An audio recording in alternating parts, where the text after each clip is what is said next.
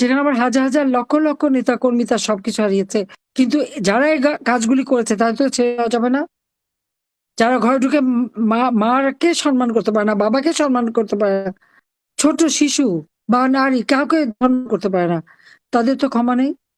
তাদের আমরা বিচার করব, কারণ কোর্টে তুলে বিচার করে তাদের অপকর্মগুলি জাতির সামনে তুলে ধরতে হবে। সবাইকে চিনে রাখেন।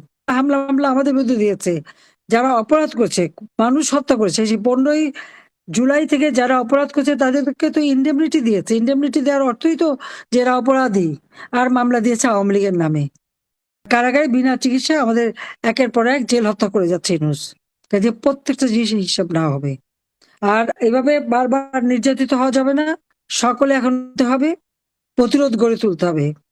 ওই মব ভায়োলেন্স যারা করেছে তাদের বিরুদ্ধে ব্যবস্থা নিতে হবে, এবং সেই জন্য যে কর্মসূচি আমরা দিয়েছি 13 তারিখ পর্যন্ত, এই কর্মসূচি বাস্তবায়নের জন্য জনমত সৃষ্টি করতে হবে।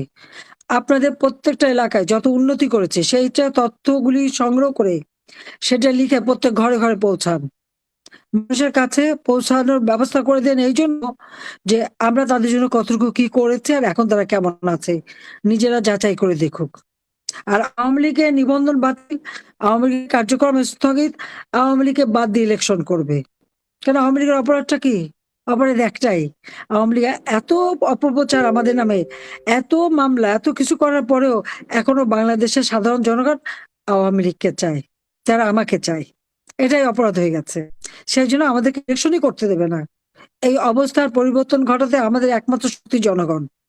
কাজে সবাই জনগণের সাথে যান, জনগণকে সাথে নিয়ে আমাদের সামনে রাস্তায় দাঁড়াতে হবে এবং আমাদের প্রতিরোধ গড়ে তুলতে হবে। আওয়ামী লীগ বাদ দিয়ে ইলেকশন করলে সেই ইলেকশন হবে না। কাজে এ কথা তাদের মাথায় রাখতে হবে। সবাইকে ধন্যবাদ জানাচ্ছি। সময় এসে গেছে, সবাই রুখে দাঁড়ান, যার যা আছে। খোদা হাফেজ। জয় বাংলা, জয় বঙ্গবন্ধু, বাংলাদেশ চিরজীবী হোক।